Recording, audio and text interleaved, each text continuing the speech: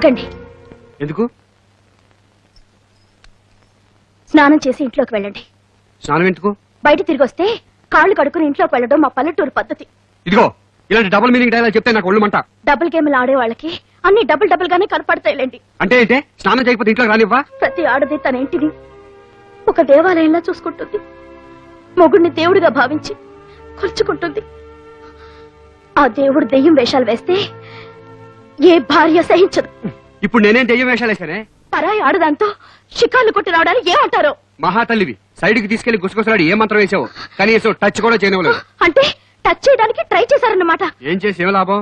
విడాకుల సర్టిఫికెట్ తెమ్మని ఫిట్టింగ్ పెట్టావుగా. శిరీష పియ్యగా ఆవిడ క్షేమం చూడటం నా ధర్మం. నన్ను పెళ్లి చేసుకుంటుందని నీ కుళ్ళు.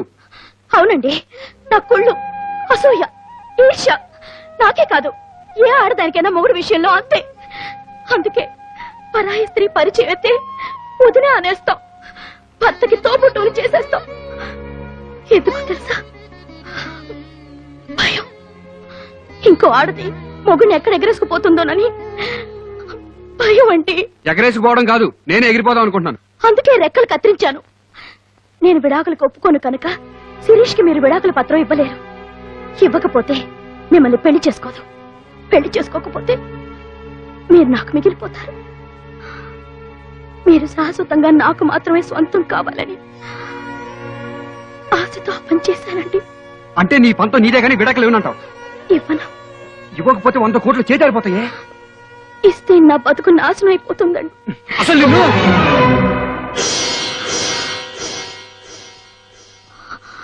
కొడతారా? కొట్టండి. మీరు తిట్టినా కొట్టినా చివరికి చంపినా నాకు ఇష్టమే. ప్రేమ ఉన్న చోటే కోపం ఉంటుంది. మీరు నన్ను ప్రేమతో కొట్టారని తృప్తిపడతాను. రాజీ, చివరిసారిగా అడుగుతున్నాను, విడాకులు ఇస్తావా? ముడిపడినంత తేలిక కాదండి విడిపోవటం. మీరేం చేసినా నేను విడాకులు ఇవ్వలేనండి. విడాకుల పత్రం ఇవ్వకపోతే నన్ను పెళ్లి చేసుకోవా? రాజేశ్వరి గారు కంపల్సరీగా కావాలంటున్నారు. నీకు నేను ఎక్కువ, ఆవిడ ఎక్కువ? నువ్వెక్కువ, ఆవిడ మక్కువ. ఎందుకు అంత మక్కువ? ఆవిడ్ని చూడగానే నా ఫ్యూచర్ ని నిర్ణయించే టీచర్ గా భావించాను. అంటే యునో, నేను డబ్బులో పుట్టి పెరిగాను.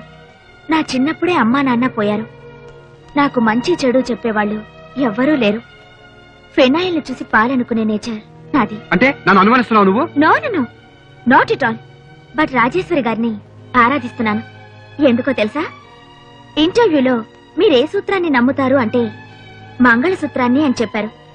I like it. అక్కడ పడేసిందన్నమాట. కాదు, నేనే పడిపోయాను, ముచ్చట పడిపోయాను. మంచి భార్యకుండాల్సిన మొదటి లక్షణం మంగళసూత్రాన్ని గౌరవించడం.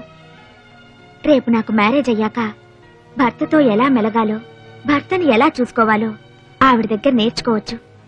అందుకే ఆవిడని అపాయింట్ చేసుకున్నాను. పేరు కావిడ నాకు పిఏ అయినా నిజానికి నేనే ఆవిడ శిష్యురాల్ని. అంటే ఆవిడ గీచిన గీటి దాటనంటావు? ఖచ్చితంగా. విడాకుల సర్టిఫికెట్ ఖచ్చితంగా కావాలంటావు? నేననడం లేదు, రాజేశ్వరి గారు కావాలంటున్నారు. అంటుంది. నువ్వు సరెండర్ అయిపోయావు కదని ఏమన్నా అంటుంది. చిన్న విషయానికి నువ్వెందుకింత ఇదైపోతున్నావో ఐ డోంట్ అండర్స్టాండ్. ఆ సర్టిఫికెట్ నువ్వు తేలేవా? ఎందుకు తేలను? తెస్తాను. నీ వాలకం చూస్తుంటే అసలు నువ్వు నీ భార్యతో విడాకులు తీసుకున్నావా లేదా అని నాకు డౌట్ వస్తుంది. చచ్చా, అదేం లేదు. నేను నిజంగా విడాకులు తీసుకున్నాను. దెన్ విడాకుల పత్రం తీసుకురా. తెస్తాను. That's good. అనుకుంటాం గాని 100 కోట్లు అంత తేలిగ్గా వస్తాయా? మనిషిని నిలువునా కుదిపేస్తున్నాయి. రాజీ, ఎంత గొప్పగా ఇరికించేశావే. ఇంత గొడవ జరుగుతున్నా నాకెందుకు చెప్పలేదు? మీ వాడు అమ్మాయిని ఆట పట్టించడానికి అలా అన్నాడు అనుకున్నానే గాని అమ్మాయి జీవితంతో ఆడుకుంటున్నాడు అనుకోలేదు. అందుకే తప్పు వాడిది కాదయ్యా, వాడికి పిలిచి పిల్లనిచ్చిన వాడి బావగారిది. అయినా ఇంట్లో లక్ష్మీదేవి లాంటి పిల్లని పెట్టుకుని ఇంకా డబ్బు అంటాడేమిటయ్యా? జబ్బు చేస్తే డబ్బుతో మందులు కొనుక్కు నయం చేసుకోవచ్చు, కానీ మీ వాడికి డబ్బు చేసింది. ఈ జబ్బుకి ఏ మందులు వాడాలి? నేను చెప్తాను. ఆ పిల్లకు విడాకులు ఇస్తే నేను ఉరిపోసుకుని చస్తానని చెప్తాను. నేను ఒక్కడనే కాదు, ఇంటిల్ని బాధి కట్టకట్టుకుని చస్తానని చెప్తాను. నేను చచ్చాక కురిగి పెట్టే కొడుకుని కనుగొన్నానే గాని ఇలా బతికుండగా తగలబెట్టే కొడుకుని ఎందుకన్నావే? రంగారావు, ఆవేశపడకు. ఎందుకు పనికిరాని వ్యధలకి కాళ్లు కడిగి మరీ కన్యాదానం చేశాడే ఆ పెద్ద మనిషి. ఆ పెద్ద మనిషి నా ముఖం ఎలా చూపించదు? ఎక్కడ ఆ రవిగాడు ఎక్కడున్నాడు? ఇప్పుడే వెళ్లి వాడి పట్టిన డబ్బు జబ్బు వదలగొడతాను. ఆ పిల్లకు విడాకులిస్తే వాడికి లోకలిచ్చే విడాకులు ఇప్పిస్తాను. వాడి Ravi no no no it's my duty. అలాగే ఓకే. బాబు రవి, రవి, మీ నాన్నగారికి హార్ట్ అటాక్ వచ్చిందిరా. వెంటనే బైపాస్ సర్జరీ చేయించాలట. ఎప్పుడు జరిగింది అత్తయ్య? అమ్మా, ఊరుకోండి అత్తయ్య, మామగారు తప్పకుండా కోలుకుంటారు. బాబు రవి, మీ నాన్నగారికి ఆపరేషన్ చేయించాలంటే హాస్పిటల్ ఖర్చంతా కలిపి 2 లక్షలు అవుతుందట్రా.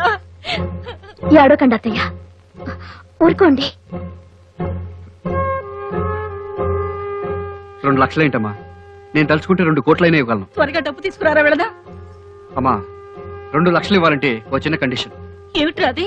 నువ్వు నీ కోడల చేత విడాకుల కాగితాల మీద సంతకం పెట్టించాలి. ఎస్, నువ్వు నీ కోడల చేత సంతకం పెట్టిస్తే నేను డబ్బిస్తాను. కమాన్ రాజీ, సంతకం పెట్టు. వాట్ మై డియర్ పెళ్ళాం, మావగారి ప్రాణాలు ముఖ్యమా, మొగుడు ఆశలు ముఖ్యమా అని ఆలోచిస్తున్నావా? నీ సంతకం విలువ అమ్మ నుదుటి మీద కుంకుమ. నిన్ను చాలా ఇరకాటంలో పెట్టేశాను కదూ. సంతకం చేస్తే నేను దక్కను, పెట్టకపోతే మావయ్య దక్కడం. కమాన్. నేను సంతకం వద్దమ్మా, వద్దు. వీడి అవసరాల కోసం ఆయన ప్రాణం బేరం పెట్టాడని తెలిస్తే ఆపరేషన్ చేసిన ఆయన బ్రతకరు. ఇలాంటి నీచుడి కన్నందుకు ఆయన నేను చస్తాం. వద్దమ్మా, నువ్వు సంతకం అత్తయ్య గారు, పెట్టద్దు. ఆయన ఏమిటో నాకు పూర్తిగా అర్థమైంది. నా గురించి మీరేం బాధపడకండి. మధ్యలో వచ్చిందాన్ని మధ్యలోనే పోతాను. నా కాపురం నిలబడడం కోసం చూస్తూ చూస్తూ ఒక నిండు ప్రాణాన్ని బలివ్వలేను.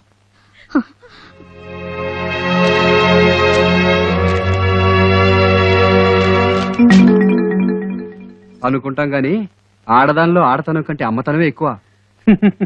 చిచ్చి, ఏం సాధించానని నవ్వుతున్నావురా? కోడలు విడాకులిస్తే కోట్లు వస్తాయి, కానీ ఆ కోట్లతో ప్రేమాభిమానాలు కొనుక్కోలేవురా దరిద్రుడా. చాలు చాలు చాలు చాలు, ఇప్పటికే మెలో డ్రామా చాలా ఎక్కువైంది. పిచ్చమ్మా, నాన్నకి ఆపరేషన్ చేయాలని తమ్ముడు ఫోన్ చేయడం, నేను డబ్బు అరేంజ్ చేయడం అన్నీ అయిపోయాయి. నువ్వు వచ్చేసరికి నేను ఫోన్లో ఏం మాట్లాడుతున్నాను అనుకున్నావు? ఆ విషయమే. నాన్నకి ఈ పాటికి ఆపరేషన్ మొదలై ఉంటుంది. డాక్టర్లు ఏం భయలేదని చెప్పాడు. నువ్వేం కంగారు పడకమ్మా. అవునా? మరింత నాటకం ఎందుకు ఆడావురా? సంతకం పెట్టించుకోవాలంటే నాటకం ఆడాలి కదమ్మా. ఏమిటమ్మా? డోంట్ వరీ అమ్మా, అనుకోని షాక్ కదా, మెంటల్ వచ్చి ఉంటుంది. ఆ పేపర్ మీద సంతకం చూసుకుంటే నాకు కాదండి, మీకు మెంటల్ వస్తుంది.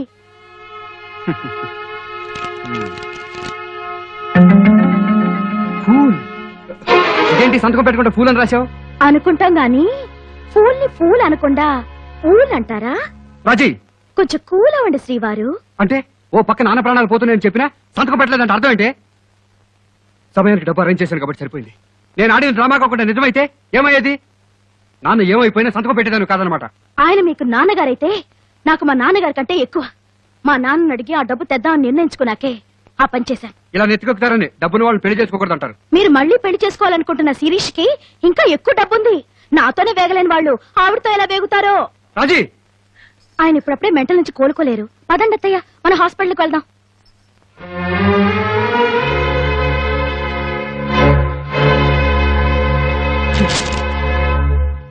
శిరీష, శిరీష, బాయ్.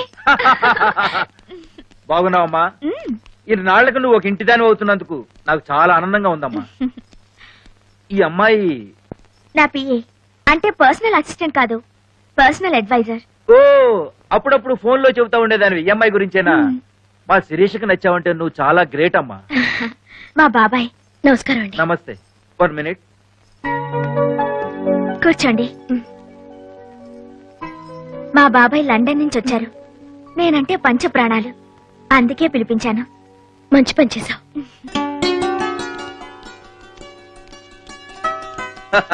ఏమిటమ్మా అలా చూస్తున్నావు? ఇది అసలు గెటప్. ఇందాక సూటు బుట్టులో వచ్చానే, అది నకిలీ గెటప్. అవును, ఇంతకీ అల్లుడు గారు ఎక్కడా? ఈ పాటికి వచ్చేయాలి బాబాయ్. అదిగో మాటల్లోనే వచ్చారు. Ravi, meet my uncle. Uncle, this is Ravi. నమస్తే. నమస్తే. అవును, అడగటం మర్చిపోయాను. ఈ దేవుడు బొమ్మలై పెట్టారు, ఏమిటి విశేషం? మంచి మొగుడు దొరకడం కోసం రాజేశ్వరి గారు నోము నోచుకోమంటే అనుకుంటాం గాని మంచి మొగుడు దొరికాడుగా, ఇంకా నోవులెందుకు? దొరికిన మొగుడు జీవితాంతం మంచిగా ఉండటం కోసం అనుకోండి. ఇది బాగుంది. ఇంకా ఆలస్యం ఎందుకు, మొదలెట్టండి. ఆ.